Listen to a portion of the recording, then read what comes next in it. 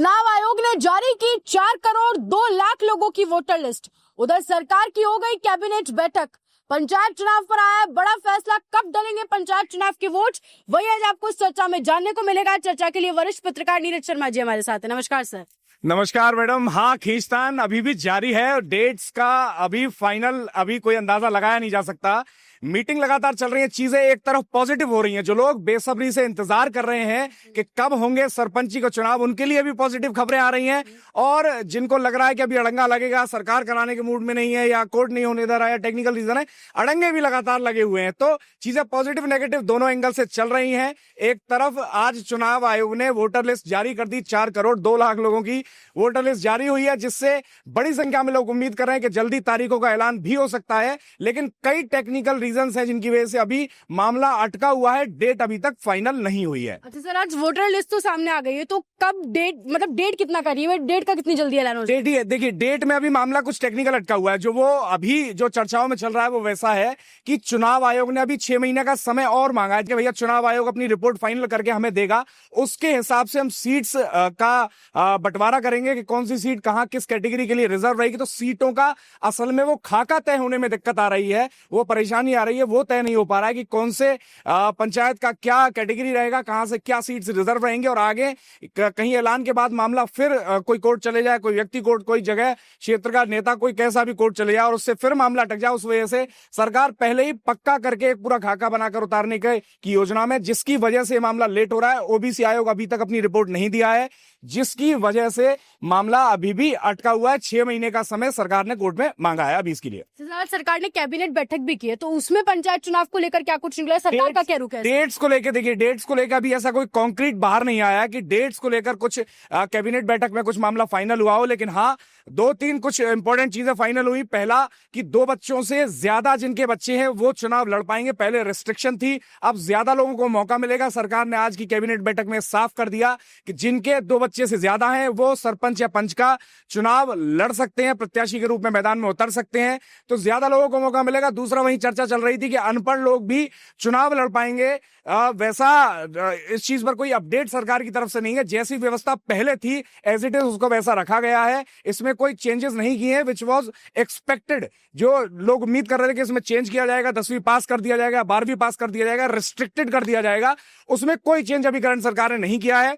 जैसी व्यवस्था educational qualification को लेकर पंच और सरपंच के प्रत्याशियों के लिए पहले थी, एग्जैक्टली वैसी रहेगी, उसमें कोई चेंजेस नहीं है। कैबिनेट बैठक में जो इंपॉर्टेंट कॉन्क्रीट फैसले थे वो यही है। डेट्स को लेकर कुछ बड़ा मामला अभी अपडेट बैठक में भी नहीं आया है। अच्छा सर, आप लगातार ओबीसी आयोग की बात कर रहे हैं। सर, ओबीसी आयोग और सरकार के बीच में जो खींचतान चल रही है, ये कब तक चलेगी? बहुत लंबे समय से ये सुन। देखिए, सरकार और ओबीसी आयोग के बीच में खींचतान नहीं है। पहले तो आपको आयोग और उसको जो प्रदत्त शक्तियां उनके बारे में समझना पड़ेगा। आयोग, ओबीसी आयोग है, वो जो अपनी रिपोर्ट सौंपेगा, अपने जो आंकड़े सौंपेगा, उसके लिए उसके पास कोई, उसके ऊपर कोई बाध्यता नहीं है।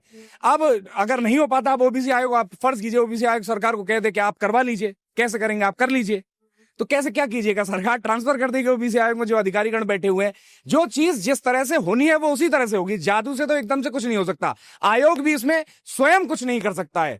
तो उस प्रोसेस का उसका काम चल रहा है। जब तक वो अपनी रिपोर्ट नहीं सौंपेगा, सरकार एक परिपक्व और पक्का ढांचा नहीं बना सकती। लेकिन अगर इसमें करवाने जैसी ही बात आ जाए, कोर्ट अगर बाध्य कर दे सबको, तो उस स्थिति के अंदर सरकार ऐसा करेगी, जो पुराना बना हुआ आंकड़ा है, पुराना बना हुआ खाका है, उसके हिसाब से चुनाव करवाए जा सकते हैं। ये भी पॉसिबल है, ऐसा नहीं है कि संभव ही नहीं है बिना आयोग की रिपोर्ट के।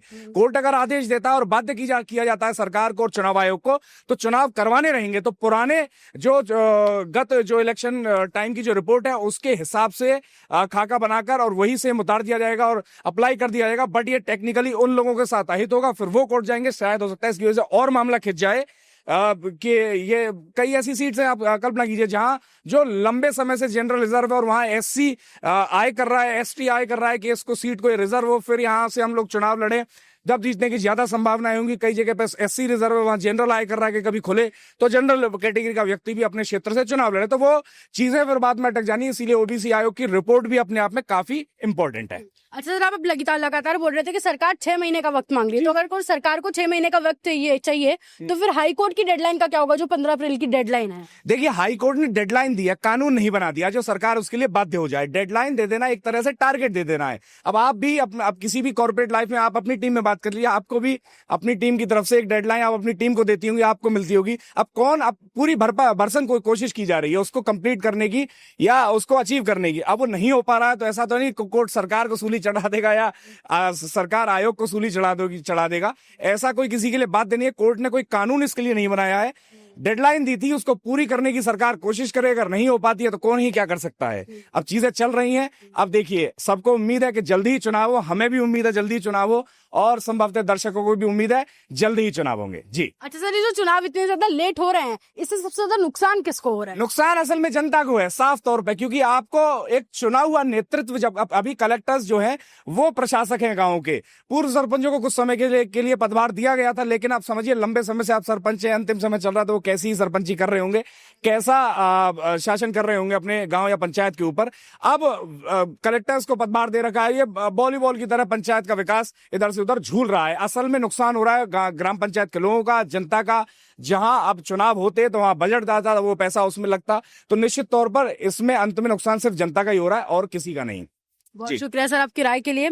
आप इस पूरी बातचीत पर क्या कहेंगे, कमेंट सेक्शन में आपकी राय हमें जरूर बताएं और ऐसे जुड़े रहे राजस्थान के साथ।